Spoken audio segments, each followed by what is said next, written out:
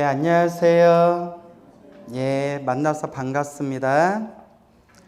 자, 25페이지 중간부터 읽어볼까요?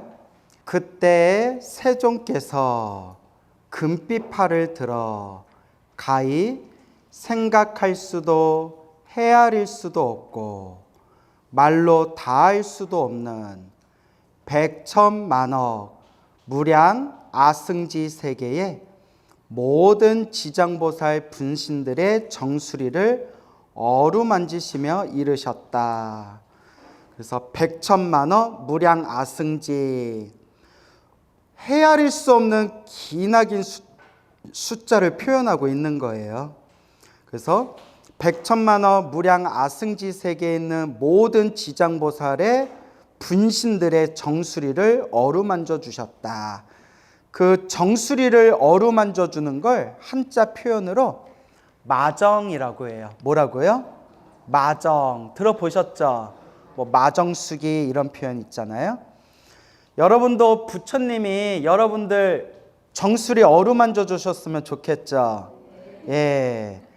그래서 실제로 우리 큰 스님들이나 혹은 기도를 많이 하신 분들이 일념으로 간절하고 정성스럽게 염불을 하거나 기도를 하면 부처님의 불보살님의 모습이 눈앞에 나투시면서 그러니까 정수리 머리를 만져주셨다 이런 불교설화들이 있어요.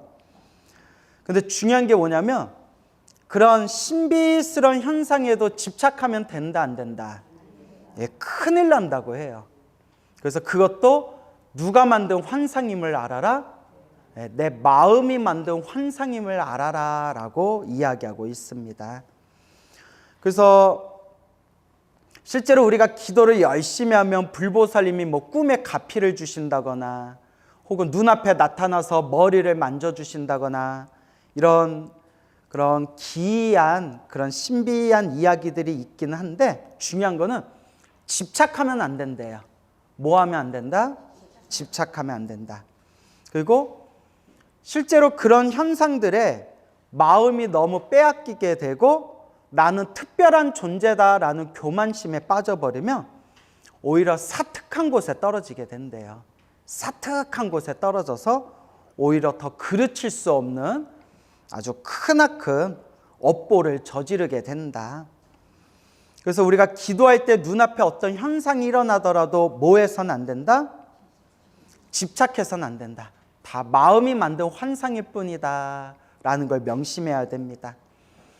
내가 기도가 잘 되냐 안 되냐, 수행이 잘 되냐 안 되냐의 기준점은 내가 얼만큼 탐욕과 성냄과 어리석음이 사라지고 있는지, 얼만큼 자비와 지혜가 늘어나고 있는지 그걸 기준으로 삼아야지 뭐 앞에 부처님이 나타나셨다, 관세음보살이 나타나셨다, 지장보살이 나타나셨다 이런 거에 집착하면 된다 안 된다?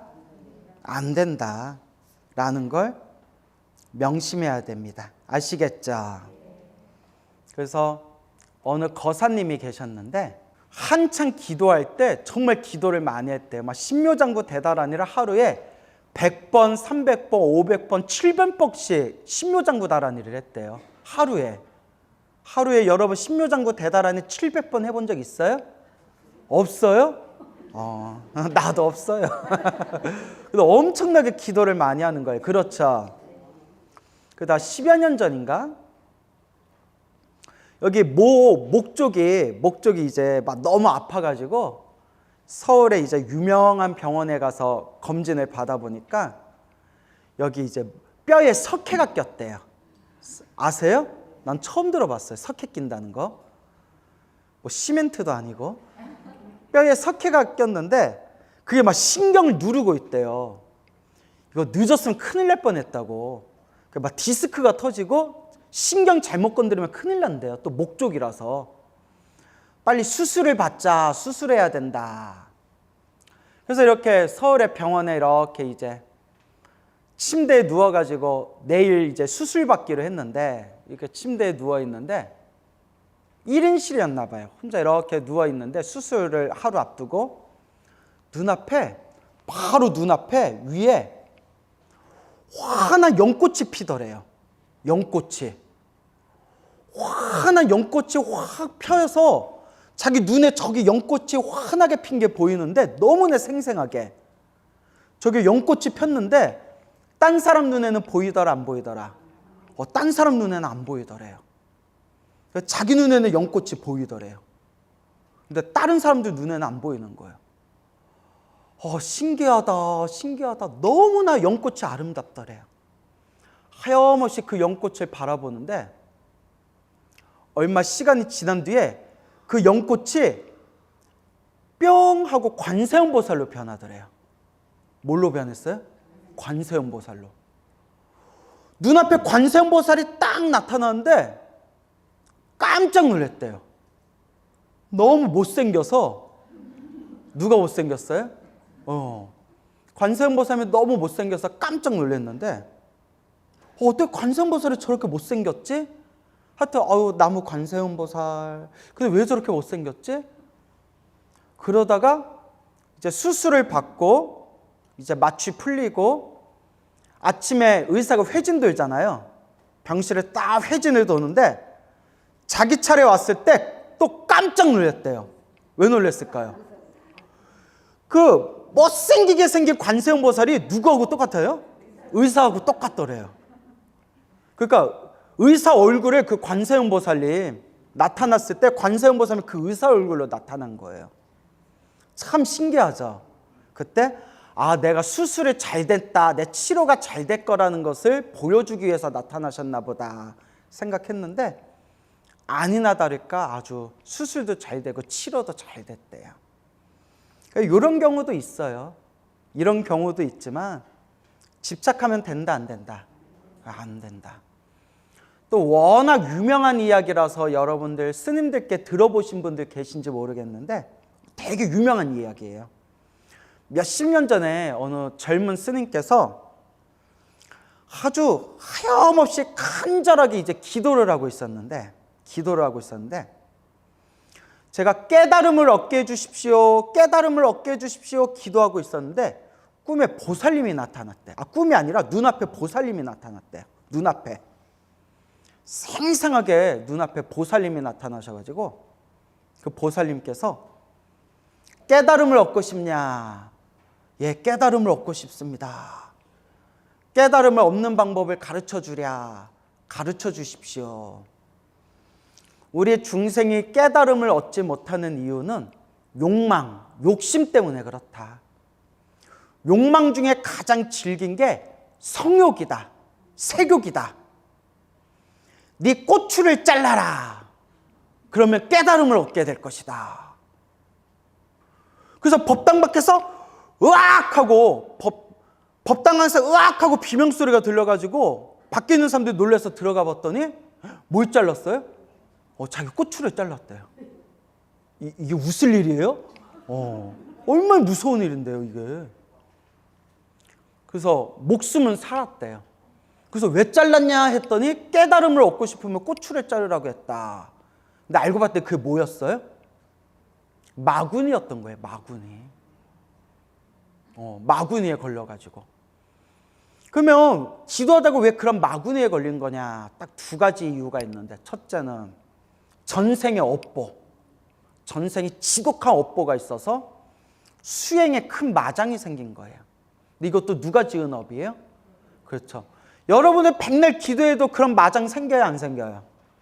안 생기잖아요. 그럴 마음도 없어요? 안 생기잖아요. 근데 왜 그 스님은 왜 그런 마장이 생겼냐? 수행하다 보면 마장이 많이 생긴 사람들이 있거든요. 그것도 전생의 업이 두꺼워서 그렇대요. 그 다음에 두 번째가 뭐냐? 요게 중요해요. 집착심. 무슨 심? 나의 그 집착이 그런 마구니를 만든 거래요. 그래서 깨달음을 구하는 수행자들일수록 마음에 집착심을 놓아버리라고 했어요.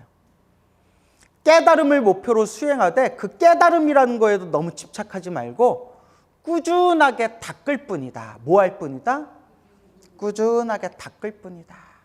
그 깨달음을 빨리 얻어야지라는 그 지독한 집착이 그런 무서운 마장을 일으켰다는 거예요. 결국 누구의 마음이 만든 마장이에요? 내 마음이 만든 마장이라는 거예요.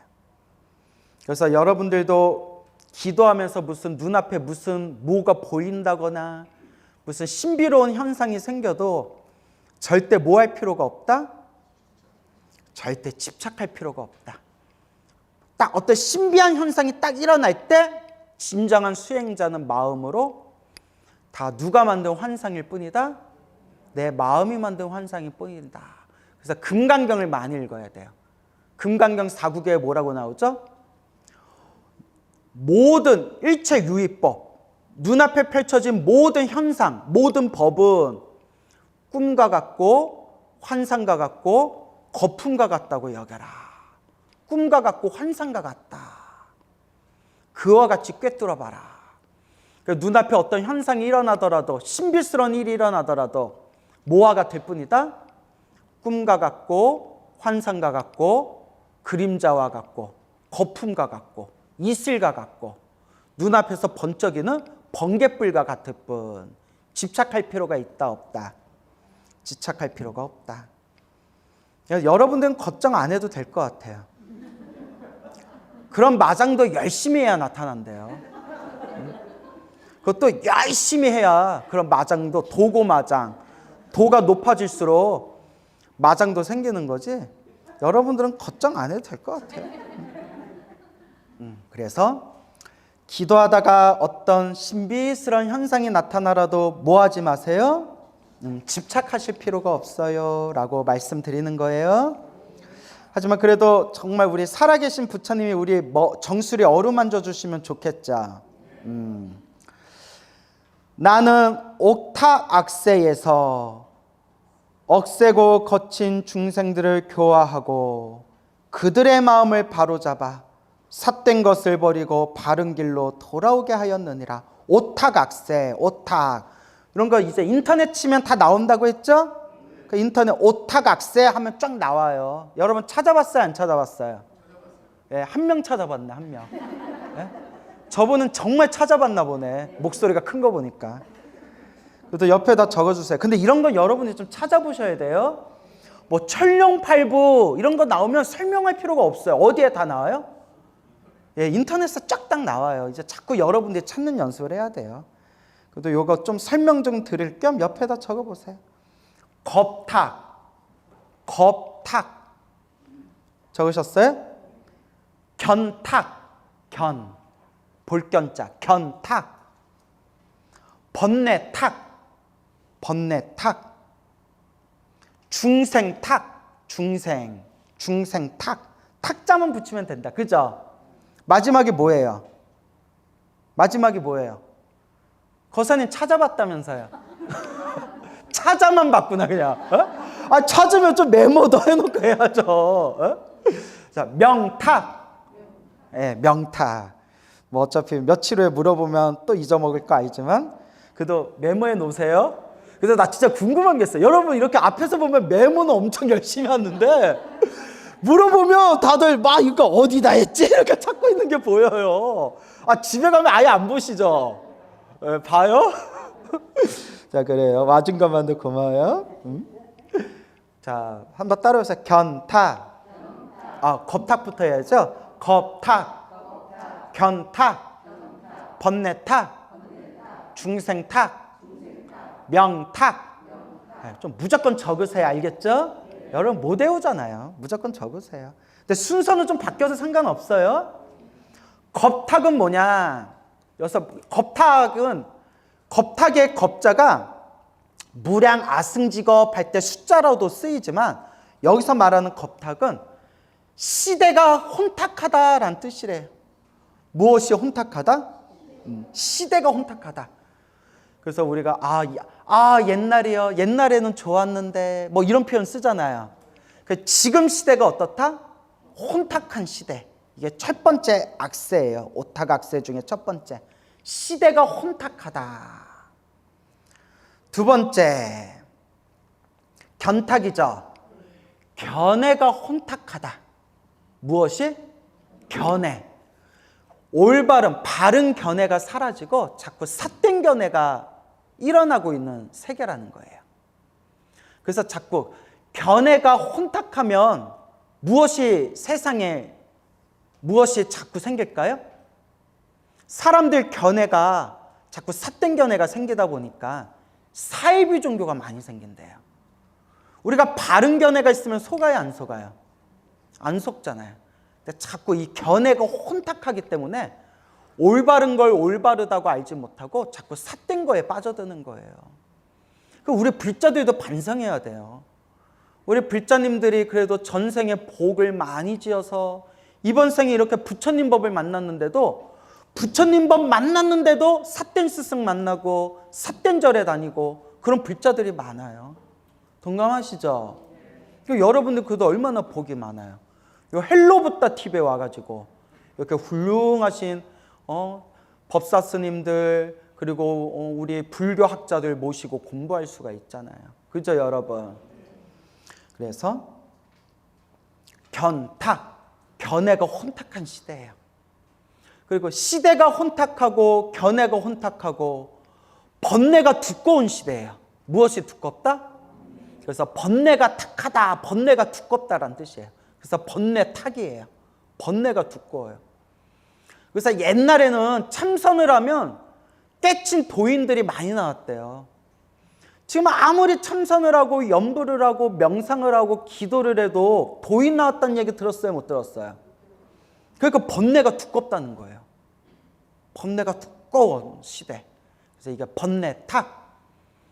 시대가 혼탁하고 견해가 혼탁하고 번뇌가 혼탁하다 보니까 이 세계를 살아가는 누가 혼탁해요? 그렇죠. 중생들이 혼탁해요. 우리 중생들이. 그래서 중생들의 업이 두꺼운 시대라는 거예요. 업이 두껍다. 여러분, 업이 두꺼워요, 안 두꺼워요? 업이 두껍다고 하기에는 이렇게 이번 생에 부처님 소중한 법을 만났잖아요. 그죠? 그렇다고 선업이 많다고 하기에는 듣는 족족 다 잊어먹잖아요. 그거 좀 애매해요. 웃자간 얘기예요. 웃자간 얘기예요. 그리고 명탁. 수명이 점점 줄어드는 시대라는 거예요. 그래서 우리가 수명이 점점 줄어드는 시대가 이렇게 번뇌와 망상과 악업이 가득한 시대고, 수명이 늘어나는 시대가 선업이 증장되고 복이 많은 시대래요.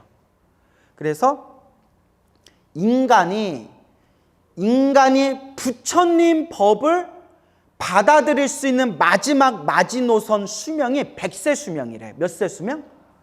100세 수명 시대. 지금 우리가 100세 수명 시대예요. 그리고 100세 수명 시대 밑으로 떨어지다 보면 부처님 법을 받아들일 수 있는 마지노선이 무너지는 거래요. 그래서 수없는 혼탁한 말법 시대가 오면 그때 중생들은 평균 수명이 10세 시대가 온대. 몇 세? 10세. 10살 시대가 오면 10세. 10살 시대가 오면 서로가 서로 잡아먹는 시대래요. 그리고 미륵 부처님이 오시는 시대는 중생들 복이 많은 시대래요. 그때는 책마다 다르지만 미륵 부처님이 오는 시대는 중생들 수명이 84,000세래요. 경전에 나와요. 그래서 수명이 줄어드는 시대는 무엇이 강한 시대? 악업이 강한 시대. 수명이 늘어나는 시대는 무엇이 강한 시대? 선업이 강한 시대. 그리고 부처님 법을 받아들일 수 있는 수명, 마지노선 수명 세대가 몇 세 시대? 100세 시대. 그래서 석가모니 부처님이 100세 시대 때 일부러 오신 거예요. 우리 오타각세 우리 중생들을 제도하기 위해서 일부러 힘든 시대에 오신 거래요. 그래서 석가모니 부처님이 다른 부처님들 중에서도 더 예우를 많이 받는데요. 일부러 힘든 시대를 선택해서 오셨기 때문에.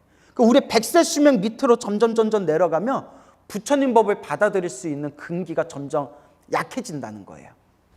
그리고 미륵 부처님이 오시는 시대는 중생들의 몇 세 수명 시대? 84,000세. 경전에 나와요. 알겠죠? 그러니까 이 지구도 언젠가 사라질 거 아니에요. 그죠? 이 지구가 사라지면 이게 그 지구가 사라지고 또 새로운 지구가 생기고 새로운 중생들이 생겼을 때 악업의 시대면 수명이 짧은 세계고요. 선업의 세계면 수명이 많은 세계고요. 그래서 이런 게 이제 경전에 자세히 나와요. 근데 우리는 지금 몇 세 수명 시대? 그 부처님은 원래 몇 살을 사실 수 있었을까요? 네, 왜냐하면 지금이 어느 시대니까 100세 수명 시대이기 때문에 원래 부처님은 기본적으로 100살을 사실 수가 있으셨대요. 근데 몇 살에 세상을 떠나셨어요? 80. 그러면 몇 살치가 남았어요? 당신이 이 세계에서 누려야 할 20년치 복을 누구를 위해서 남겨놨다? 왜? 우리 중생, 우리 스님들을 위해서 남겨놨대요. 20년치 남겼었는데 부처님 돌아가시고 2000년이 지났는데도 지금 받아먹고 살고 있잖아요. 참 대단하죠. 그래서 그런 불교설화의 내용이 나와요. 재밌죠? 그래서 오탁, 악세, 오탁 5가지 혼탁한 시대. 그래서 외워두세요. 겁탁, 견탁, 번뇌탁, 중생탁, 명탁. 예, 이게 악한 시대. 이런 오타 악세 중생들이 순하고 착하겠어요? 억세고 거칠겠어요? 말 겁나 안 듣잖아요, 그죠? 우리 중생들 말 엄청 안 듣잖아요. 그래서 우리 어른 스님들이 우리 젊은 스님들한테 엄청 야 우리 나 때는 안 그랬다 이런 말씀 많이 하잖아요. 항상 나 때는 안 그랬다. 우리 때는 안 그랬다. 그래서 요새 젊은 중들 보면 공부도 열심히 안 하고 우리 때답지 않아 막 이런 얘기 하시잖아요. 근데 제 연세가 90이 되신 어느 노스님은 또 반대로 얘기하세요. 지금 스님들이 옛날보다 낫다 이러세요. 그래서 왜요 스님 하니까 지금 스님들이 옛날 스님들보다는 교양이 있다, 양심이 있다 이런 얘기를 하세요. 그래서 깜짝 놀라서 옛날 스님들이 더 대단하지 않았어요? 하니까 물론 옛날 스님들 중에 큰 스님들은 대단했는데 옛날에 우리 막 6.25 전쟁 터지고 막 보릿고개 시절이었잖아요. 그죠? 배가 고파서 출가하신 분들이 많았대요.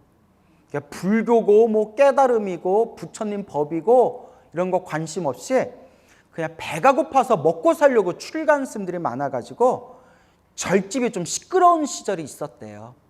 근데 오히려 먹고 살기 좋은 시대에 출가한 지금 젊은 스님들이 어떤 면에서는 옛날보다 훨씬 교양들이 있다고 뭐 그런 얘기도 하시더라고요. 근데 그건 뭐 바라보는 관점마다 다르죠. 그렇죠. 네. 그래서 뭐 옛날이나 지금이나 열심히 하는 사람들은 열심히 하고 노는 사람들은 놀고 그런 것 같아요. 그래서 우리가 부처님의 법을 정법, 상법, 말법으로 나누잖아요. 그죠? 부처님의 법이 살아있는 정법 시대, 부처님의 법이 점점 기울어가는 상법 시대, 부처님의 법이 완전히 땅에 떨어지는 말법 시대. 이제 큰 스님들이 이런 얘기 하세요. 정법, 상법, 말법이 따로 있는 게 아니다. 어디 안에 있다? 우리 마음 안에 있다.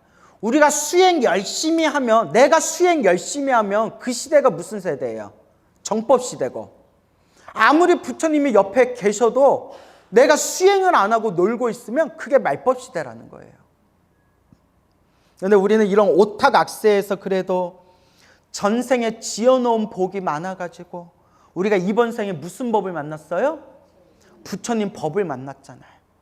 그러니까 소중하다, 소중하다, 다행이다, 다행이다, 감사합니다, 감사합니다 라는 마음이 있어야 돼요. 그렇죠 여러분? 그래서 옛날 스님들이 하신 말씀이 이번 생 이 몸을 구제하지 못하면 어느 생에 이 몸을 구제하랴. 그렇게 큰 스님들이 간곡하게 얘기하셨어요. 어때 마음에 와 닿으세요? 와 닿으세요? 근데 왜 이래요? 근데 왜 이래요? 내가 근데 왜 이러세요? 이러면 또 여러분 속으로 니는 막 이래버리면 니나 내나 막 이래버리면 이제 우리 관계 어색해지는 거예요. 그래서 이 말법 시대에는 연불법문을 많이 닦아라 라고 경전에도 나와요. 말법 시대는 중생들이 너무나 마음이 탁하고 번뇌가 많고 업보가 두꺼워서 무슨 법에 의지해야 그나마 우리가 해탈할 희망을 얻는다? 연불법. 부처님의 가피에 의지해라 라는 그런 내용의 대승경전에 나오죠. 연불 좀 많이 하세요. 알겠죠? 예, 죽으나 사나 연불밖에 없어요. 여러분 죽을 때 뭐 하면서 죽을 거예요? 예? 뭐 사우나 하면서 죽을 거예요? 예? 아니면 뭐 드라마 보면서 죽을 거예요? 아니면 와, 내 부동산, 내 다이아몬드 이럴 줄 알았으면 그거 다 쓰고 갈 걸 이렇게 후회하면서 죽을 거예요? 뭐 하면서 우리 죽어야 돼요? 연불하면서. 종범 스님이라고 아세요? 큰 스님이시죠? 종범 스님 법문이 참 좋아요. 아주 가르침이 깊고 참 이렇게 내용이 참 좋아요. 아주 큰 스님이시죠. 특히 저는 밤에 잠이 안 오면 누구 법문에 많이 들을까요? 종범 스님 법문에 많이 들어요. 예? 종범 스님 목소리가 차분하셔가지고 듣고 있다 보면 잠이 솔솔 오거든요. 그래서 이 웃자고 한 얘기인데, 연세가 90이 되신 노보살님이 계세요. 연세가 90이 되신 노보살님이 계시는데 불교 TV 틀면 종범 스님 법문을 그렇게 싫어한대요.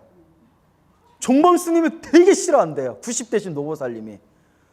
깜짝 놀래가지고, 아니 종범 스님이 얼마나 큰 스님이고 법문이 얼마나 좋은데 종범 스님 법문이 왜 싫냐고 했더니 맨날 죽는 얘기만 한대요.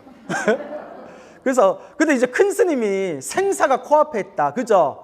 생로병사가 훅 하고 지나간다. 이러다가 그냥 한 생각 그냥 딱 끊기면 죽음이다. 이렇게 이제 우리들한테 이 시간을 소중하게 여기고 불법을 닦아야 된다. 이렇게 좋은 법문 하신 건데 90 되신 할머니는 마음이 어떻다? 뭐 빨리 죽으라는 소리요. 이러면서 종범 스님 법문이 너무 싫대요. 툭하면 죽는 얘기 안 돼요. 그러면서 이런 얘기 하시는 거예요. 광우 스님 법문이 제일 좋대요. 광우 스님 법문이 제일 좋대요. 90대 할머니가. 그래서 왜요? 물어보니까 뭐라는지 아세요? 저승 갔다 돌아오는 얘기를 그렇게 많이 한대요. 아시죠 여러분? 저승 갔다 살아 돌아온 이야기 많이 하잖아요. 그러니까 90대신 할머니가 저승 갔다가 돌아온 얘기 들으면 그렇게 기분이 좋으신 거예요. 재밌죠 여러분? 그래서 그 얘기 듣고 제가 배를 잡고 웃었어요. 그래요. 근데 우리는 결국 언젠가 죽는다 안 죽는다? 죽어요. 여러분이나 저나 영원하지 못해요. 막말로 우리가 1년 후에 3년 후에 5년 후에 10년 후에 어떻게 될지 몰라요. 또 여기 지금 앉아 계신 분들 보니까 이런 얘기하면 정말 죄송하지만 정말 10년 후에 어떻게 될지 모를 분들, 연세가 꽉 찬 분들 많아요. 그죠? 근데 이게 여러분 얘기가 아니라 제 얘기라니까요.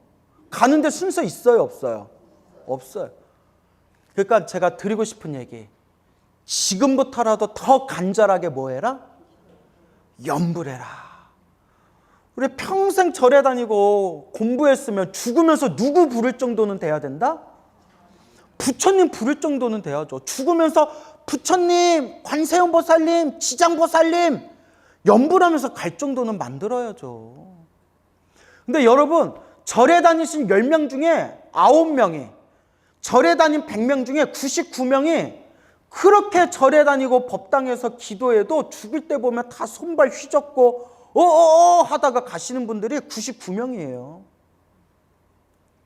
그런데 저는 확신이 있는 게, 제가 우리 신도님들 기도가피 영엄단 수백 가지를 알고 있잖아요. 그죠? 일자 무시기에 천수경 반야심경이 무슨 뜻인지도 몰랐던 그런 노보살님들, 난 놓고 기억자도 몰랐던 그런 노보살님들이 부처님만 믿고 평생 연불하시다가 앉아서 가시고 서서 가시고 당신 죽을 때 다 알고 자손들한테 나 이제 간다 빠이빠이 하면서 연불하다가 다 숨 끊어진 그런 수많은 불자님들 이야기를, 수많은 그 가피 이야기를 제 머릿속에 담고 있잖아요. 이게 묘한 힘이 있어요. 묘한 힘이 있어요. 그러니까 우리가 게을러서 그래요. 뭐 해서 그래요? 게을러서. 여기 앉아 계신 분들이 불교는 좋아해요. 여러분들은 다 불교를 좋아하니까 이런 평일날에 공부하러 오는 거잖아요. 불교를 좋아하는 마음은 저나 여러분이나 다 있지만 우리가 좀 뭐한 것 같아요?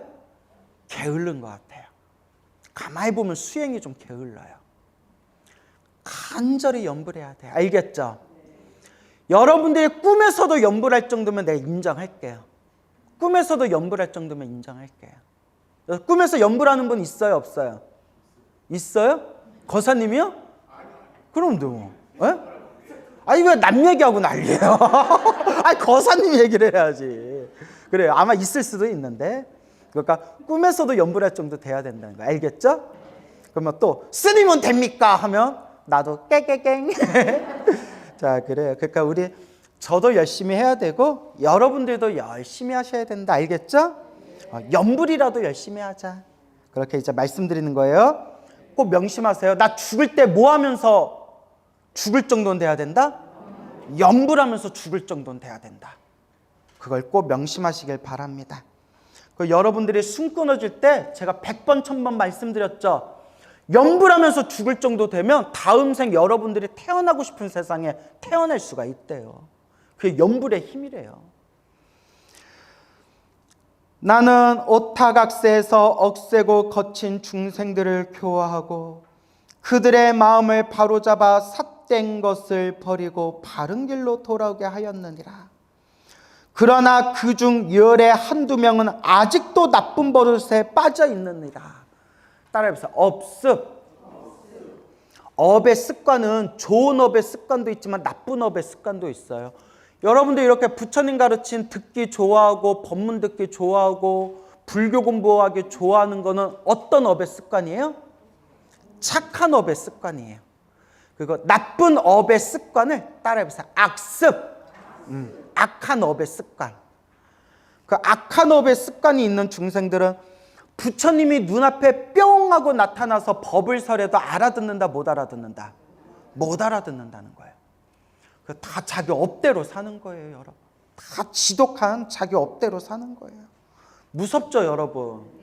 이번 생에 자꾸 좋은 업을 지어야 돼요. 자꾸 좋은 인연을 닦아야 돼요. 알겠죠? 그러므로 나는 100, 1000, 만, 억의 분신을 나타내어 널리 방편을 베풀어, 방법을 베풀어서 교화하나니, 중생 교화하나니, 근기가 뛰어난 이는, 근기는 그 중생의 타고난 그릇, 타고난 수준을 근기라고 해요. 타고난 수준. 전생부터 지었던 수준대로 이번 생에 그 자기 그릇대로 태어나는 거예요. 그래서 수준이 낮으면 무슨 근기? 하근기. 수준이 중간이면 중근기. 수준이 높으면 상근기. 여러분은 무슨 근기? 예?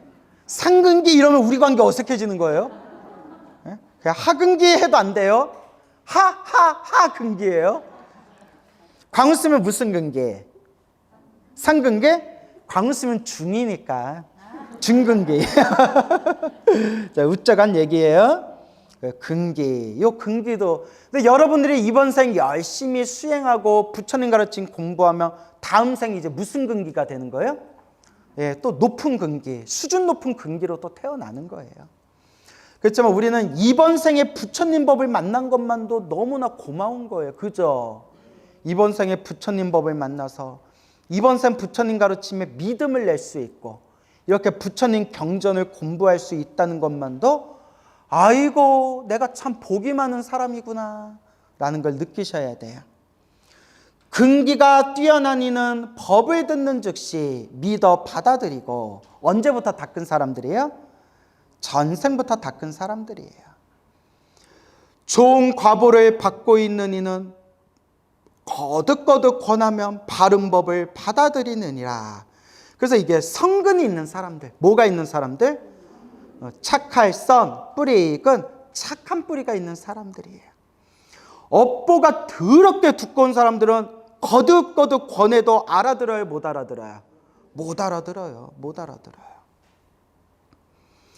그러나 어둡고 둔한 이는 오래도록 교화하여야 비로소 귀하고 업이 무거운 이는 공경하는 마음조차 내지 않느니라. 그나마 오래오래 걸려서 그나마 귀의하는 중생들은 그래도 뭐가 있는 중생들이에요? 성근, 착한 뿌리가 있는 중생들이에요. 정말 업이 두껍고 무거운 이들은 어떤 마음조차 내지 않는다? 공경하는 마음조차 내지 않는다. 그래서 여러분, 평생 절에 안 다니다가도 어쩌다 절에 와서 그래도 법당에 들어가서 부처님한테 1,000원짜리라도 불전 하나 올리고 부처님 앞에 이렇게 합장 반배라도 하는 사람은 그래도 언젠가는 큰 불자가 될 수 있는 뿌리가 있는 사람들이에요. 알겠죠? 그래서 정말 업이 무거운 이들은 아무리 좋은 얘기를 해줘도 그냥 믿으려는 마음조차 내지를 않는다. 여러분들은 그래도 얼마나 복이 많냐, 제가 늘 드리는 이야기예요. 그래도 이렇게 부처님 가르침에 믿음을 냈으니 얼마나 복이 많아요. 여러분 복 많아요, 안 많아요? 얼마나 복이 많습니까? 자기가 복이 많은 게 느껴져요? 느껴지세요? 예, 그래요. 목소리는 되게 마음에 안 들지만 그래도 뭐 느껴진다니까. 이렇듯 중생의 무리는 각기 차이가 있기 때문에, 무엇이 있기 때문에? 왜 차이가 있을까요? 따라해보세요. 업보 차별. 예, 중생들 자기 업보대로 온갖 차별이 일어난다는 거예요. 여러분들이 지은 업보대로 살아가는 거예요. 남 질투하거나 원망하거나 시기할 필요 있다 없다? 없어요. 또 부러워할 필요도 없어요. 아이고 뭐대로 살아가는구나? 다 자기 업대로 살아가는구나. 그러니까 여러분들도 스님 저 인생 살아가는 게 너무 힘들고 괴롭고 답답해요. 그러면 전생에 좀 많이 닦든가 라고 또 대놓고 얘기하면 돼요, 안 돼요? 또 스님 미워요 이렇게 또 삐진단 말이에요. 그래서 그냥 전생에 내 업이다 생각하고 이번 생에 많이 닦으셔야죠. 많이 닦으셔야죠. 이렇게 좋게 말씀을 드리죠. 근데 결국 누가 지은 업대로 살아요? 내가 지은 업대로 사는 거예요. 그러니까 우리 이번 생 좀 잘 닦읍시다. 알겠죠? 예, 그냥 말로만 잘 닦는다 하지 말고 또 절에는 열심히 다니는 척하면서 절에 가서 딴 신도들한테 막 갑질하고 신경질 내고 막 이간질. 여러분들 그런 분들 없죠? 목소리가 이상한데? 예? 그런 분들 없죠? 그러니까 이번 생 정말 잘 닦아야 돼요. 우리 입으로는 절에 다닌다면서 막 자기 탐욕과 성냄과 어리석음에 젖어 있는 사람들 얼마나 많아요. 얼마나 많아요. 도 닦으려고 절에 와가지고 도 안 닦는 사람들보다도 더 고집세고 못된 사람도 얼마나 많은데요. 그러니까 우리는 그런 함정에 빠지면 된다 안 된다? 그러니까 우리는 이번 생 좀 잘 닦읍시다. 알겠죠?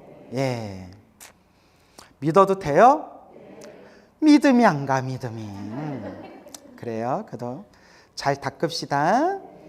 이렇듯 중생의 무리는 각기 차이가 있기 때문에 무슨 차별? 업보 차별. 다 내 업보대로 차별이 있다. 그 중생들 눈높이에 맞춰서 여러 가지 모습의 분신을 나타내어 그들을 제도하느니라. 그 중생들 수준에 맞춰서 부처님이 몸을 낮춘다는 거예요.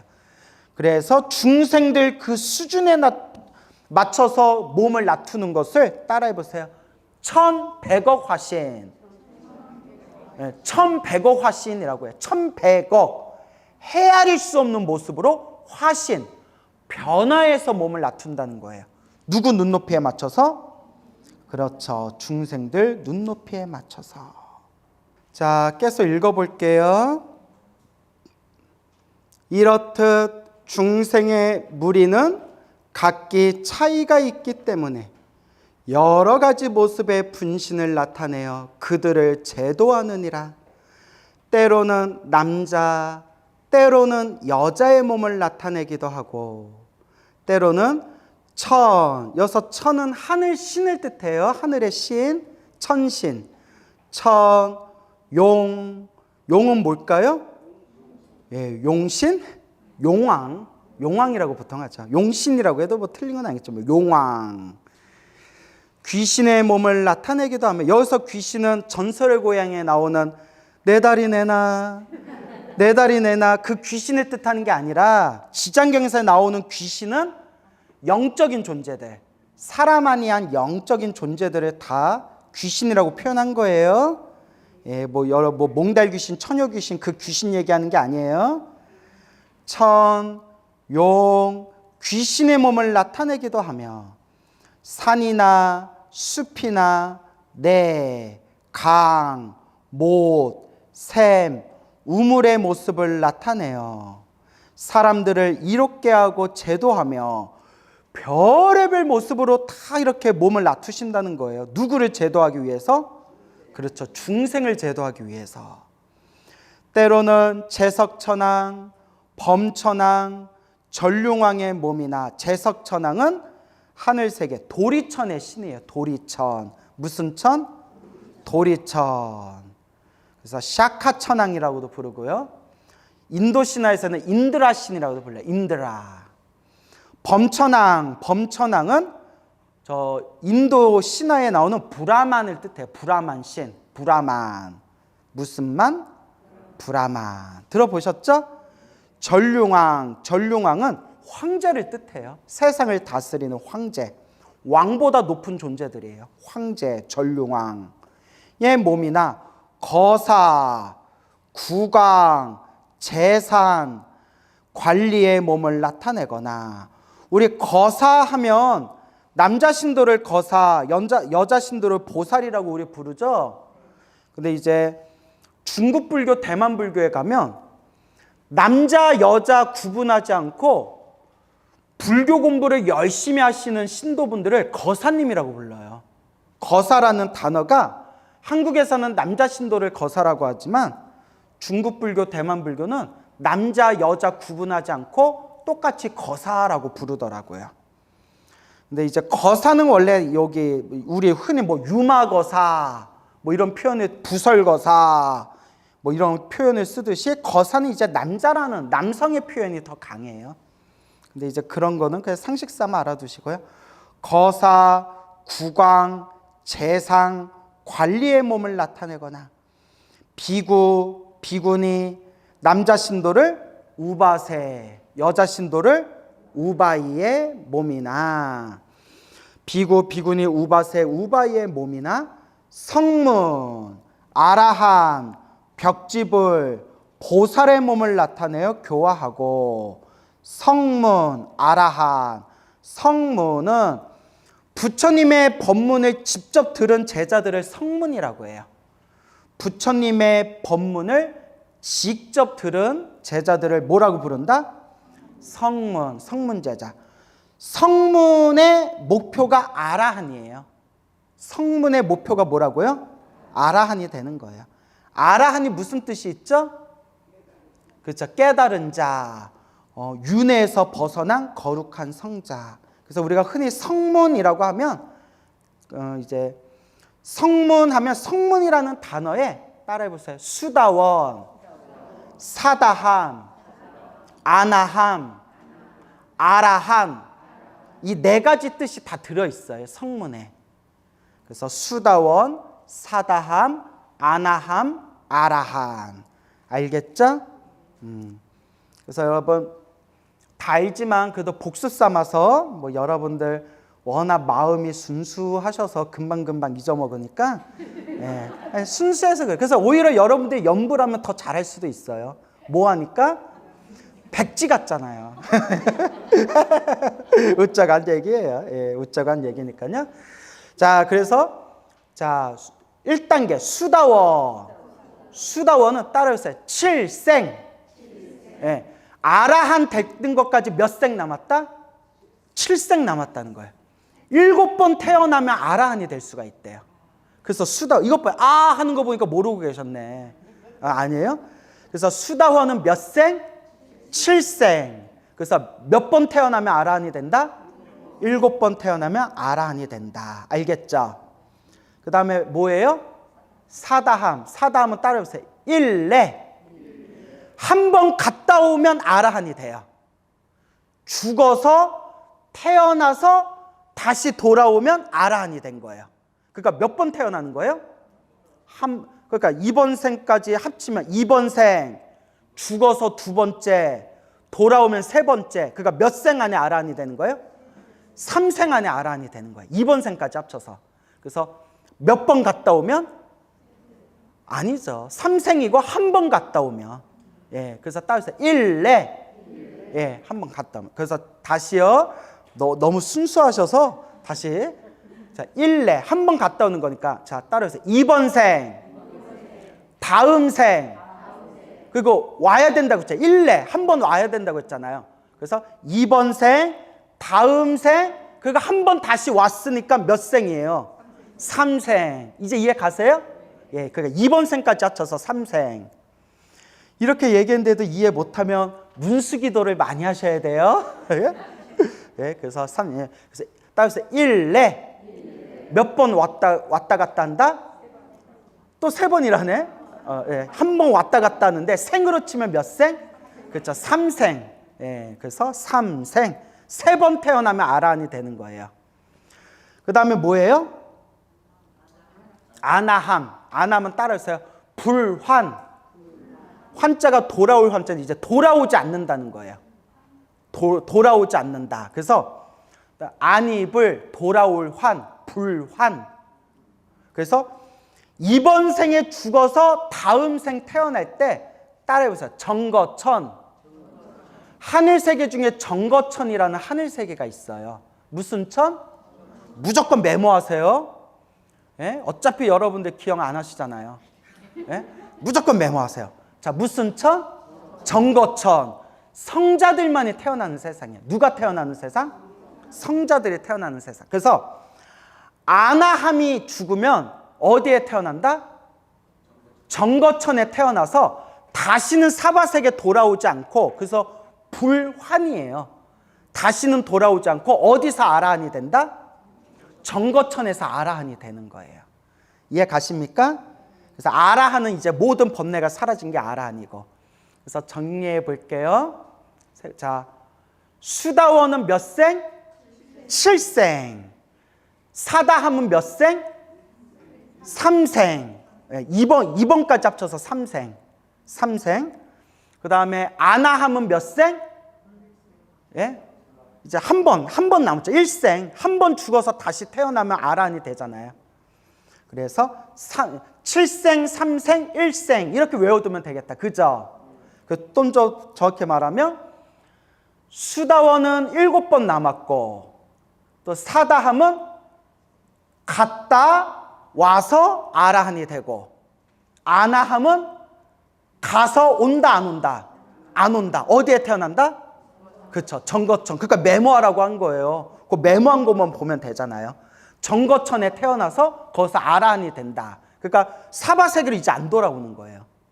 그 다음에 아라한은 이제 완성된 존재. 근데 우리 대승불교는 아라한을 목표로 한다 안 한다? 예, 또 여기서 한다 하면 다 이제 또 미쳐버리는 거예요. 자, 아라한은 어느 불교의 목표라고 했죠? 소승불교의 목표고, 대승불교의 목표는 뭐라고 했죠? 성부라는 거, 부처가 되는 게 목표다. 그래서 부처님하고 아라한하고 이렇게 수준 차이가 많이 난다고 제가 여러 번 말씀드렸죠? 자, 그래서 성문, 아라한, 정확히 말하면 수다원, 사다함, 아나함, 아라한. 이렇게 하나하나 설명해 주니까 좋죠, 여러분? 근데 좋기만 하면 안 되고 뭐 좀 해야 된다? 좀 외워야 된다. 너무 순수해도 이거 상처받는 거예요, 이거. 자, 따라해보세요. 벽집을. 이것도 제가 그냥 입에서 피가 나올 정도로 설명했는데, 자, 벽지불은 다른 말로 따라해보세요. 영가, 독가, 독성, 독수성 다 같은 뜻이라고 했죠. 스승 없이 혼자 깨달은 분들, 스승 없이 혼자 깨달은 분들 벽지불이라고 해요. 그러니까 성문 아라한, 성문은 부처님의 제자가 돼서 깨달음을 얻은 거고요. 벽지불은 전생부터 공덕을 많이 닦아가지고 누가 없이 깨달은 거예요? 스승 없이 깨달은 거예요. 그러니까 대단한 거예요. 스승 없이 깨달았지만 그래도 누구보다는 격이 낮아요? 누구보다는? 부처님보다는 격이 낮아요. 그 다음에 따라해서 보살. 예. 성부를 목표로, 부처가 되는 걸 목표로 수행하는 분들을 뭐라고 부른다? 보살이라고 부른다.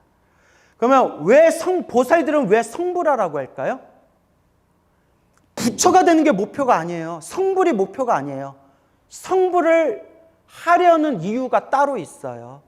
제가 늘 말씀드렸는데 모든 중생 제도하기 위해서. 그게 핵심이에요.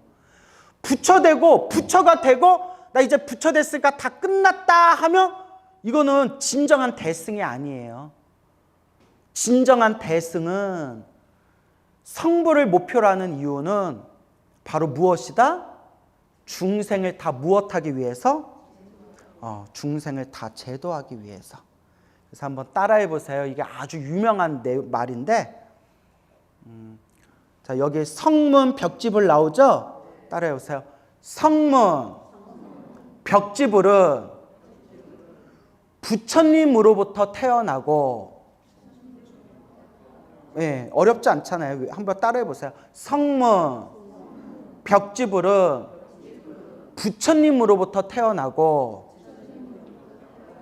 부처님은 보살로부터 태어나시니, 예, 보살의 뿌리는 보리심이다.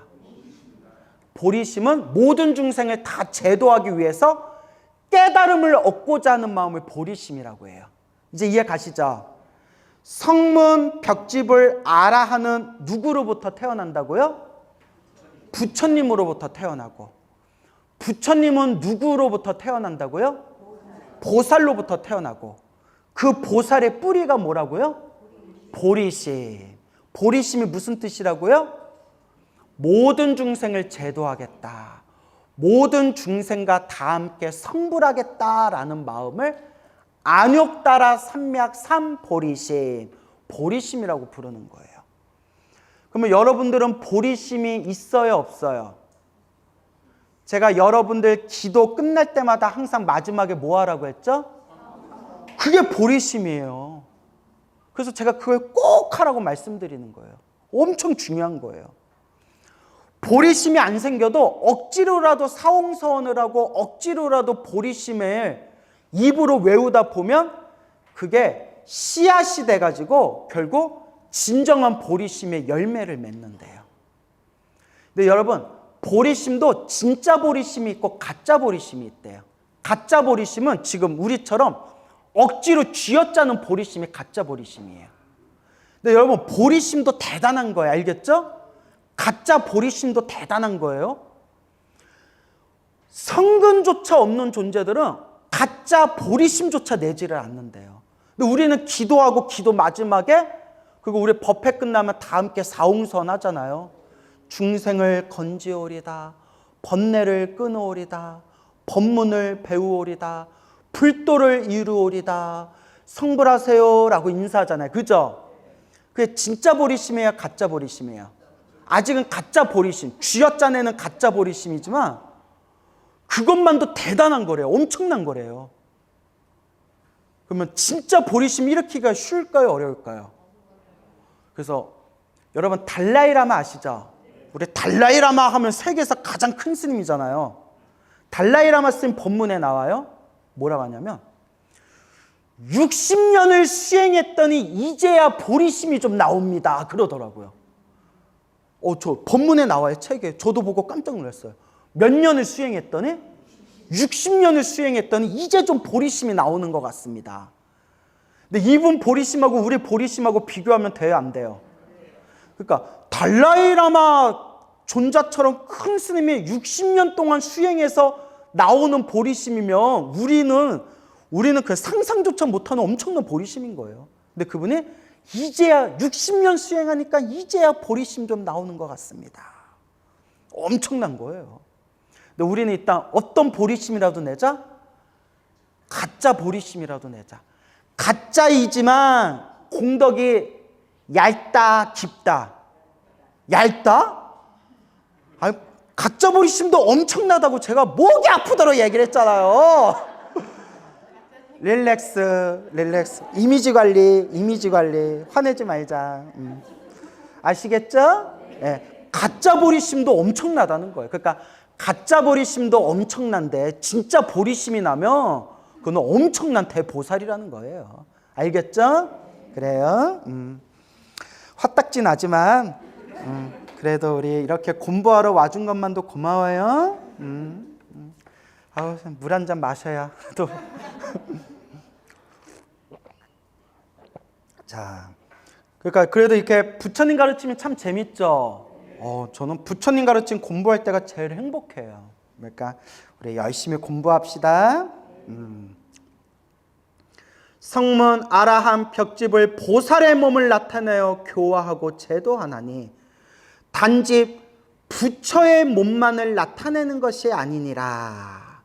그래서 우리 또 관세음보살 보문품에 보면 관세음보살님이 막 30가지 모습으로 몸을 나투는 내용 나오죠. 그래서 우리 예전에 관세음보살 보문품 같이 공부했죠. 관음경. 예, 그래서 수없는 모습을 이렇게 몸을 나투게 되느니라. 나는 여러 겁을 두고, 여기서 나는 누구를 말하는 거예요? 나가? 예, 지금 부처님이에요. 예, 부처님. 나는 여러 겁을 두고 부지런히 노력하여. 여러 겁을 두고 부지런히 노력하셨대요. 그래서 따라해 보세요. 삼아승직업. 예, 삼아승직업 동안 6바라미를 완성하셨대요. 화엄경에서는 10바라미. 6바라미를 완성하셨대요. 그래서 삼아승직업. 그래서 저번에 말씀드렸지만 여러분 우리 1지보살, 2지보살, 3지보살 이렇게 있다고 했죠? 그래서 우리가 중생이, 우리같이 평범한 중생이 따라해보세요. 1지보살. 1지보살까지 가는데 1아승직업. 아승직업이 우주가 한번 생겼다 사라지는 시간이래요. 우주가 한번 생겼다 사라지는 시간이 몇 겁? 1아승직업. 그래서 중생이 초지보살이 되는 것까지 몇 겁이 걸리고 1아승직업이 걸리고, 그리고 초지보살, 1지보살이 되면 그때부터 진짜 보살이래요. 그 전까지는 수준 낮은 보살이고 1지보살이 되면 이제 진짜 보살이 되는 거예요. 진짜 보살. 그래서 중생이 1지보살, 초지보살이 되면 1아승직업. 초지보살이 8지보살이 가면 몇 겁? 네, 또 1아승직업. 1지보살이 8지보살까지 가는데 또 1아승직업. 8지보살이 완전히 성불하는데 또 몇 겁? 1아승직업. 다 합치면 몇 겁? 3아승직업. 물론 책마다 좀 달라요. 책마다 좀 다르지만 보통 우리가 이렇게 해석을 해요. 그거 얼마나 많이 닦아야 돼요. 우리 같은 중생이 1지보살이 되는데 1아승직업. 1지보살만 하더라도 대보살인데 1지보살이 또 8지보살까지 가는데 또 1아승직업. 8지보살이면 엄청난 대보살인데 성불까지 가는데 또 1아승직업. 그래서 8지, 9지, 10지, 그 다음에 이제 성불이에요. 그래서 우리 지장경에 나와요. 지장보살은 몇 지보살? 10지보살이라고 나오잖아요. 그러니까 이렇게 여러 겁을 두고 부지런히 노력하여 억세고 거친 죄업 때문에 고통을 받고 있는 죄고 중생, 죄업 때문에 고통받는 중생, 죄고 중생들을 제도하였느니라. 참 이렇게 중생 제도하느라 우리 부처님이 고생이 많으세요. 그죠 여러분? 근데 참 우리는 수행하고 공부하고 봉사활동하고 막 복짓고 막 이러다 보면 몸과 마음이 좀 이렇게 힘들고 지치면 고생스럽다라는 생각이 들 수가 있잖아요. 그리고 내가 열심히 봉사활동했는데 나 안 알아주면 속상하고 삐지고 나 이제 절에 안 다녀 막 이러고, 내가 이렇게 열심히 절에서 봉사활동했는데 주지스님이 안 알아주면 스님 미워, 다시는 안 볼 거야, 다음 생에라도 만나지 마 막 이러면서 막 삐지고 막 이러잖아요. 근데 이런 보살들 그리고 부처님은 지옥에 가서 중생을 제도하더라도 고생스럽다는 생각을 낸다 안 낸다? 그렇죠. 그리고 뭘 한다, 뭘 애쓴다라는 생각까지 안 난대요. 우리는 막 애를 쓰잖아요. 애쓴다라는 생각조차 안 일어나요. 수행을 하고 보살행을 하고 중생제도를 하는데 애쓴다라는 생각조차 일어나지 않고 마치 물이 흐르듯이 그냥 자연스럽게 물 흐르듯이 수행이 되는 공덕을, 자 따라해보세요. 무공용, 없을 무공용, 애를 쓰지 않는다, 공을 쓰지 않는다. 자 따라해보세요. 무공용의 경지라고 해요. 엄청난 경지. 무공용의 경지가 되면 내가 애쓴다, 피곤하다, 막 이런 생각 자체가 안 든대요. 물 흐르듯이 중생제도 하는 거예요. 그래서 지장보살이 지옥에 가서 중생을 제도해도 지쳐요, 안 지쳐요? 지치지가 않는 거예요. 무공용. 그러면 여러분, 예전에 제가 한번 얘기했는데 이런 무공용의 경지는 몇 지보살의 경지일까요? 누가 맞춘 것 같은데? 초지 아니에요. 그냥 막 지르네. 막 질러. 막 아무거나. 자, 따라서 팔찌부터 불태전지라고 따라서 불태전. 더 이상 후퇴하지 않아요. 왜냐하면 애를 쓰지 않고 물 흐르듯이 자연스럽게 되니까 더 이상 후퇴하지를 않는 거예요. 따라서 무공용, 애쓰지 않는 경지. 이게 몇 지보살이다? 팔지보살이에요. 팔지보살. 이런 거 알아두면 좋아요. 그죠? 이런 거 다른 강의 시간에 이런 거 들어봤어요? 못 들어봤어요? 이게 기초교리예요. 경전 공부할 때 이런 게 기초인데 30년 절에 다니고 불교대학에서 공부해도 이런 얘기 잘 못 듣잖아요. 왜냐? 하나를 가르쳐주면 또 잊어먹고 하나를 가르쳐주면 또 잊어먹으니까 진도를 나가지를 못하는 거예요. 근데 이제 이런 것 좀 외워두시면 좋겠어요. 알겠죠? 그래서 자 그러면 애쓰지 않는 최상의 경지가 몇 지보살? 팔지보살. 팔지보살을 무슨 지라고 부른다? 불태전지라고 부른다. 이런 거 좀 외워두시면 좋겠어요. 이런 거 알면서 경전 공부해야 머릿속에 쏙쏙 들어와요.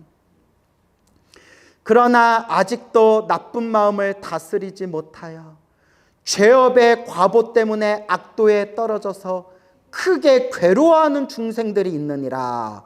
에고고고. 그러나 아직도 나쁜 마음을 다스리지 못하여 악도, 지옥악이 축생에 떨어지는 중생들이 있느니라. 이게 남 얘기가 아니라 우리 얘기예요. 그래서 불교설화에 보면 머리 깎은 스님들조차도 지옥 떨어지고 소로 태어나고 돼지로 태어나는 얘기가 불교설화에 많아요. 머리 깎은 스님들도 지옥 떨어지는 얘기가 많이 나온다니까요. 그래서 우리가 방심하면 돼요, 안 돼요? 안 돼요. 무서워 죽겠어요. 나도 이렇게 여러분들 앞에서 좋은 법문했는데 죽어서 눈 떠보니까 막 지옥의 불길이야. 지옥도 그냥 지옥이 아니야. 막 유황불. 그런데 떨어지면 얼마나 억울해요. 그래서 지옥에 안 떨어지려면 뭐 하면서 죽는 수밖에 없다? 염불하면서 죽으면 아무리 나쁜 짓을 해도 어디에는 안 떨어진다고 했다? 사막도에는 안 떨어진다고 했다. 지옥악이 축생에는 안 떨어진다. 이게 제 얘기가 아니에요. 다 경전에 나오는 이야기예요. 그리고 아무리 악업을 많이 지은 중생도 진실한 마음으로 참여하면서 진실한 마음으로 뉘우치면서 부처님을 의지하며 나무아미탑을 염불하면서 죽으면 아무리 악업 중생도 반드시 극락세계 태어난다. 무량수경, 광무량수경에 분명히 나와요. 그러니까 여러분들도 제가 괜히 드리는 얘기가 아니라 제가 보고 들은 게 많잖아요. 괜히 드리는 이야기가 아니라 내가 죽을 때 뭐 하면서 죽을 정도는 되겠다? 염불하면서 죽을 정도는 되겠다. 라는 마음으로 지금 힘 있을 때, 지금 이렇게 여러분들 정신줄이 딱 이렇게 붙들고 있을 때 지금 부지런히 염불하셔야 됩니다. 라고 말씀드리는 거예요. 알겠죠? 치매가 무서워요. 뭐가 무서워요? 치매가 참 무서워요. 그래서 평생 절에 다녔던 분도 치매 걸려가지고 막 하시다가 그냥 가시는 분들이 얼마나 많아요. 그래서 여러분 염불하면서 내가 목숨이 끊어질 때에도 내가 염불하면서 죽겠다. 그걸 마음에 꼭 되새기시기 바랍니다.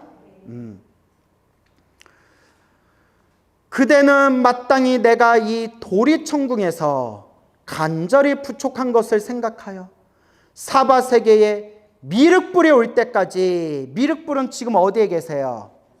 그렇죠. 또 도리천 이러면 저 또 엎어버리는 거예요.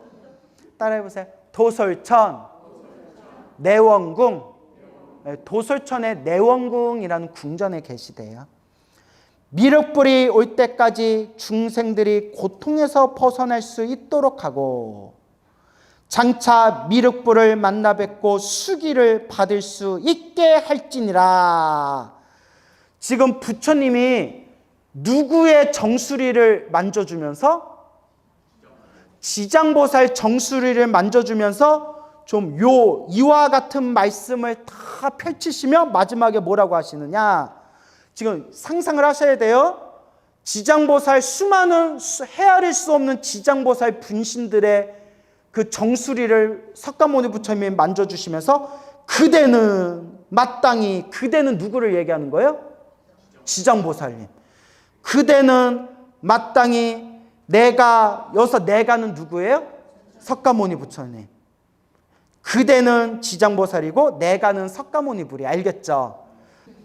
그대는 마땅히 내가 이 도리천궁에서 간절히 부촉한 것을 생각해요. 부촉. 부탁하다, 맡기다란 뜻이에요. 맡기다, 부탁하다. 누구에게 지금 맡기고 부탁하신 거예요? 그렇죠. 지장보살님의 정수리를 만져주면서 맡기고 부탁하신 거예요.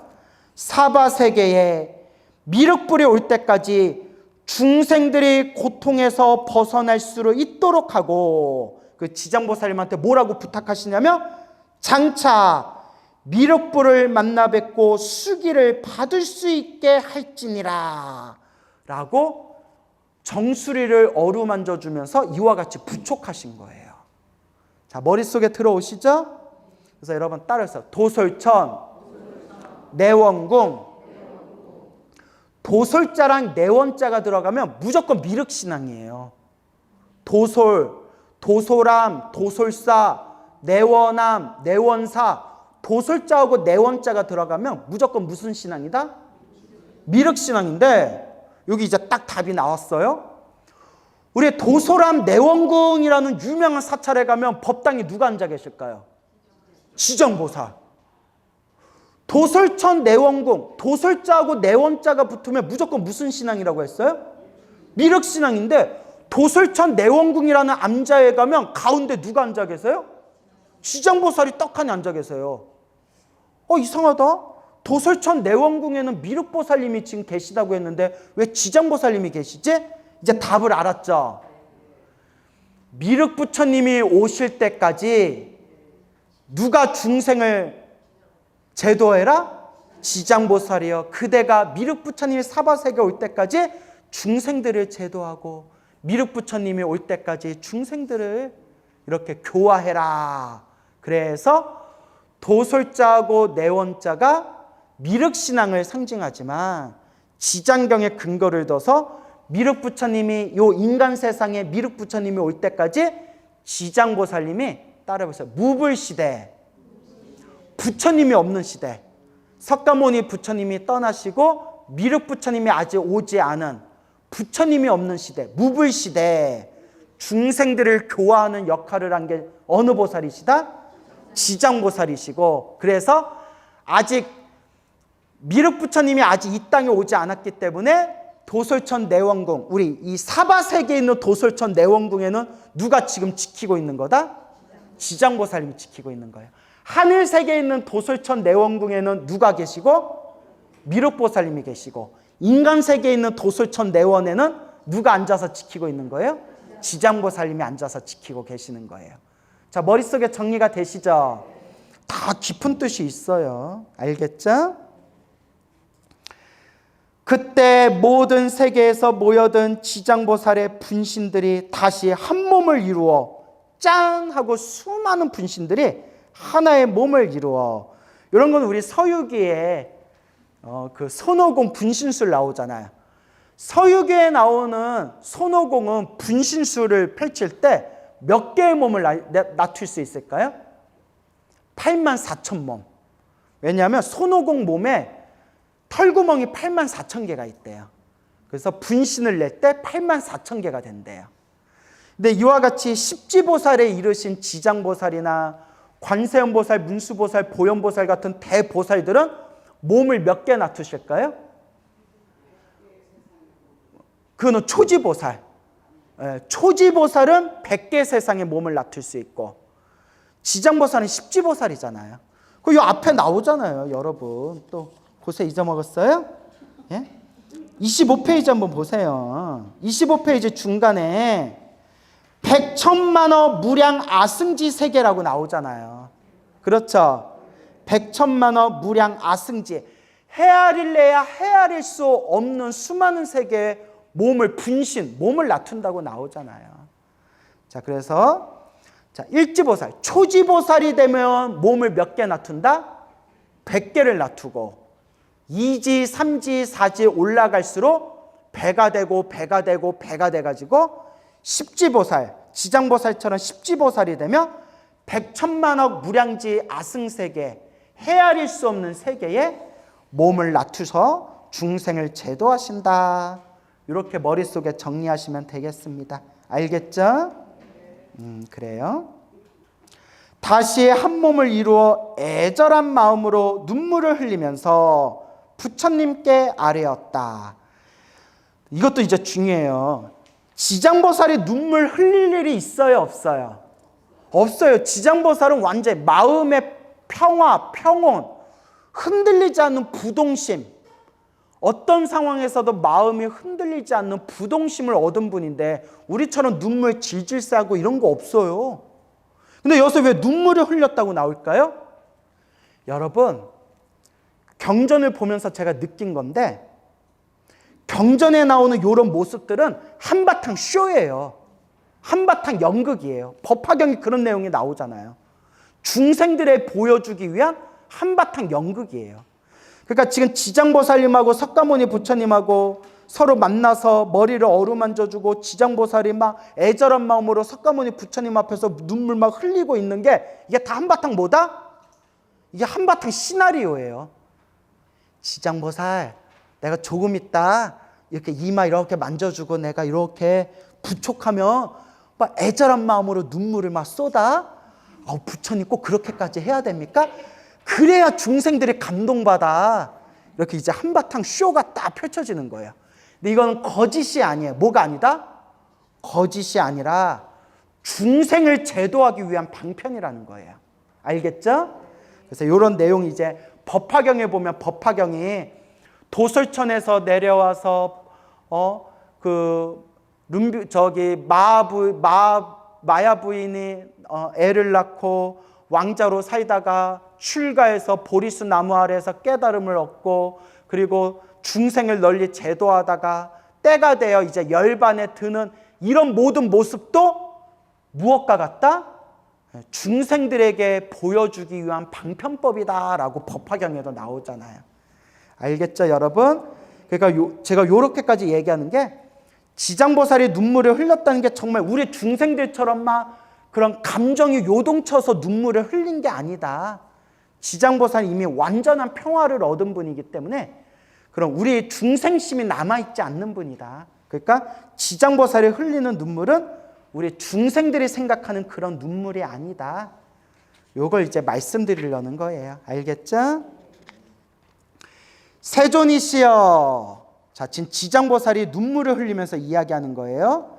세존이시여, 저는 아득히 먼 겁, 구원겁, 헤아릴 수 없는 머나먼 겁, 먼 겁, 구원겁으로부터, 헤아릴 수 없는 과거로부터 부처님의 인도를 받아 가히 생각할 수 없는 신통력과 대지혜를 갖추어 싸웁니다. 몇 지보살?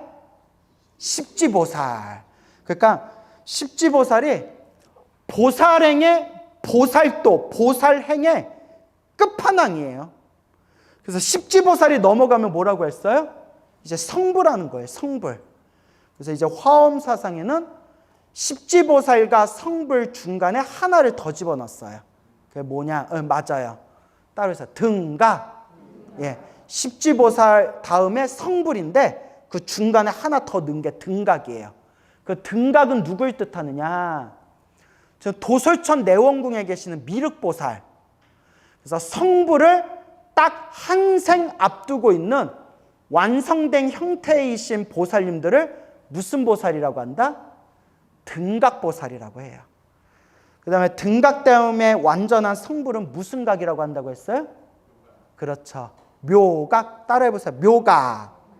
예. 신통력과 대지혜를 갖추어 싸웁니다. 저는 저의 분신으로 하여금 백천만어 항아, 항아는 갱지스강이란 뜻이에요. 백천만어 항아, 갱지스강의 모래알같이 많은 세계마다 백천만억의 몸을 나투어 한 분신이 백천만억 사람을 제도하고 불법성 삼보에 귀하게 하여 영원히 생사의 고통을 여의고 열반, 완전한 깨달음의 세계를 열반이라고 한다고 했죠? 완전한 깨달음의 세계, 열반의 기쁨에 이르도록 하겠나이다. 그리고 불법 속에서 털끝 하나, 물 한 방울, 모래 한 알, 티끌 하나만큼이라도 착한 일을 하게 되면 제가 점차 교화하고 제도하여 큰 이익을 얻도록 하겠나이다. 이거 너무 중요한 내용이에요. 여러분, 우리가 선업을 짓는다, 공덕을 닦는다고 해서 거창하게 생각할 필요 있다 없다? 작은 것부터 시작하는 거예요. 어떤 것부터? 그래서 여기서 분명히 나오죠. 불법, 부처님 법 안에서 털끝 하나, 물 한 방울, 모래 한 알, 티끌 하나만큼이라도 착한 일을 하게 되면 제가, 지장보살인 제가 점차로 교화하고 제도하여 큰 이익을 얻도록 하겠나이다. 와, 조그만 자그마한 선업을 짓더라도 지장보살님이 다 우리를 거두어 주시고 가피를 주신다. 믿습니까, 여러분? 그러니까 자꾸 우리가 복을 짓고 선업을 짓고 공덕을 닦아야 돼요. 그렇죠, 여러분? 세존이시여 오직 바라옵건대 후세의 악업 중생에 대해서는 염려를 마옵소서. 나 한 번만 믿어봐. 그거 있죠? 예, 지장보살님이 나 한 번 믿어봐요. 걱정하지 마세요. 이렇게 얘기하는 거예요. 그 노래 있죠? 나 한 번만 믿어봐. 그거 있죠? 예. 세존이시여 오직 바라옵건대 후세의 악업 중생에 대해서는 염려 마옵소서. 세존이시여 오직 바라옵건대 후세의 악업 중생에 대해서는 염려를 마옵소서. 몇 번을 말하는 거예요? 3번을 반복해서 말하는 거예요. 꽝꽝꽝 하고 그렇게 부처님 앞에서 이와 같이 서원하고 발언하고 맹세하는 거예요. 그래서 따라해서 대원본조, 위대한 원력을 갖춘 근본되는 높은 분, 후세 악업 중생 걱정하지 마옵소서, 염려하지 마옵소서. 제가 부처님의 뜻을 받들어 교화하고 제도하겠나이다. 그래서 저도 지장경 보면서 느낀 게, 내가 나무아미타불 연불법을 만나지 않았더라면 나도 무슨 기도 많이 했을 것 같다? 저도 지장기도를 많이 했을 것 같아요. 예전에 제가 지장경을 깊이 보기 전에는 관세음보살 관음연불을 많이 했고, 관세음보살 연불하다가 나무아미타불 연불법을 만났는데, 나중에 이제 지장경을 다시 한번 깊이 공부해 보면서 와, 지장보살이 이름이 왜 지장인 줄 알았어요. 지짱, 짱입니다요. 그 뜻이에요. 짱입니다요. 그래서 지장이에요. 너무 멋있죠. 예, 그래서 관세음보살이 좋으신 분들은 관음기도 하시면 되고, 저는 나무아미탑을 극락세계 발언하니까 전 나무아미탑을 연불하고, 또 지장경에 지장보살의 원력이 좋으신 분들은 무슨 기도 하시면 돼요? 지장기도 하시면 돼요. 지장경이 너무 좋아요. 읽을수록 좋아요. 좋죠, 여러분? 그러니까 전생에 복이 없는 사람은 이번 생 무엇을 볼 수도 없어요? 지장경 볼 수도 없어요. 저 그런 얘기 들었어요. 스님 말씀 듣고 스님 법문 듣고 제가 지장경 읽어보려고 했는데 지장경 읽을 때마다 너무 무서워서 저 지장경을 못 읽겠어요 라는 말 저 많이 들었어요. 여러분 주변에 그런 분 있지 않았어요? 있죠. 그게 아주 업이 두꺼워서 그렇대요. 아주 업이 두꺼워서. 그런 분들은 그냥 무슨 기도하면 돼요? 관음 기도하면 돼요. 다른 기도 하시면 돼요. 또 지장경 읽을 수 있는 인연들이 또 있는 것 같아요. 그러니까 지장경이 안 맞으면 다른 기도 하시면 됩니다. 알겠죠? 그리고 스님 저 지장경이 너무 좋습니다 하는 분들은 그런 분들대로 또 뭐가 많은 분들이에요? 성근이 있는 분들이에요. 그래서 지장보살은 왜 지장보살이라고 부른다? 짱입니다요. 그래서 여기 나오잖아요. 짱하고 짱하도다. 딱 나오잖아요. 제가 괜히 하는 얘기 아니에요. 짱하고 짱하도다. 너 짱이다. 부처님께서도 감탄하시는 거예요. 이야 장하다. 짱이다. 그래서 네가 지짱이구나. 내 이제 그대로 하여금 기쁨을 더하게 하리니 그대는 능히 아득히 먼 겁으로부터 세운 큰 서원을 생취하여 모든 중생을 구제하겠습니다라는 큰 서원을 성취하여 널리 중생을 제도한 연후에 위없는 깨달음을 징득하게 되느니라. 그래서 지장보살은 모든 중생 다 제도하고 난 뒤에 위없는 깨달음 성불하겠습니다 라고 원력을 세우신 대원본존 짱이 되시는 위대한 보살님이시다. 이렇게 이해하시면 되겠습니다. 알겠죠? 오늘 마치겠습니다.